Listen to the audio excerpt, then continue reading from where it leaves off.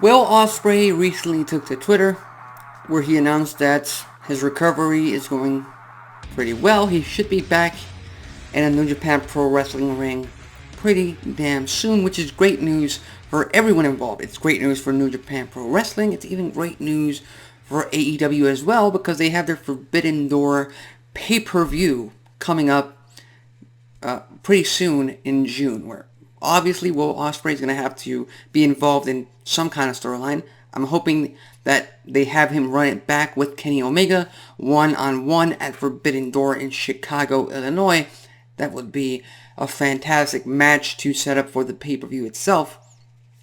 But during this video that he posted on his social media, Twitter specifically, he pretty much stated that even though he's going to come back, he's recovering, it's going to be a very different Will Ospreay that we see. Simply because, and these are pretty much, paraphrasing here, but in his own words, he says that he cannot do the same moves, the same in-ring wrestling style that he has done over the past few years because obviously that has taken a toll on him and his career and his health. He is now 29 years old. He stated himself he can't do what he used to do when he was 22. He can't perform a shooting star press safely anymore. So he has taken that out of his arsenal. And most of the wrestling fans, we are all grateful for what he has been able to give us over the past few years. The quality of his matches has been stellar without a shadow of a doubt. Now with that said, I'm about to say something that a lot of wrestling fans will not agree with. And that is, there is absolutely no need for guys like Will Ospreay and Ricochet and so many more to keep up that style of professional wrestling. And by the style, when I say style, I mean the flips, the flops, the going out every single match that they have, doing some daredevil defying move that's going to put not only their health and their career on the line, but also their life on the line. There is no need for these guys to do that. I mean, we saw it at Death Before Dishonor, where guys like Dante Martin, fantastic wrestler, bright future ahead of him, he should already be in contention for either the International Championship or the TNT Championship in AEW.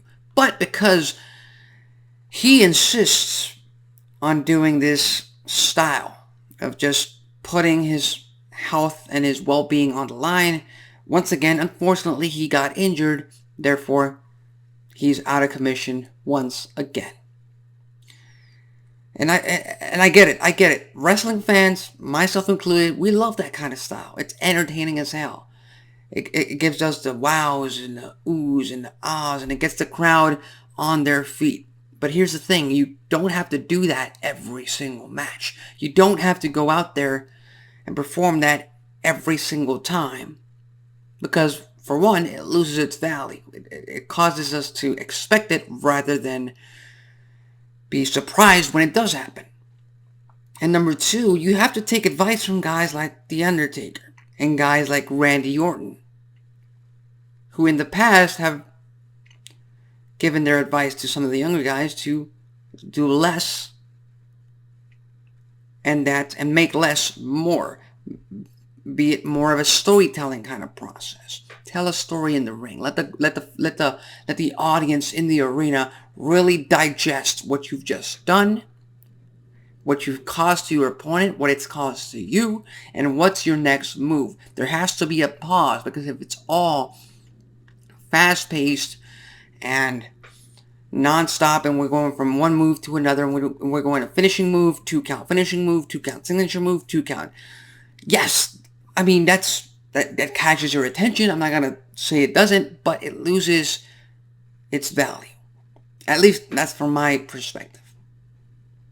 And obviously it cuts off from your in-ring career, because it cuts off time, much needed time from your in-ring career. I mean, how many times have we seen, how many superstars have we seen that work the ECW style that can no longer do it for that prolonged amount of time, simply because That's just how it is. You can build up a body as much as you want, but eventually that body will crack, and that's unfortunately what happens to these kind of guys. And Will Ospreay, I wish you the best in your recovery. I wish you come back in full health and are able to have a very long career, because that's the first thing that should be in every wrestler's mind. It shouldn't be... My thought as a pro wrestler shouldn't be to entertain the fans with all these big moves, be it if it ends my career in 1, 2, or 5 years. No. It should be, how can I make my living off of what I do as long as possible? Because ultimately that's the goal. It's your career. The fans are going to be there, and my motto is, if it's good or if it's bad, make it entertaining. That's it. That's all you have to do when it comes to wrestling, when it comes to movies, when it comes to sports entertainment. All you have to do is make it entertaining, and the fans will stick around.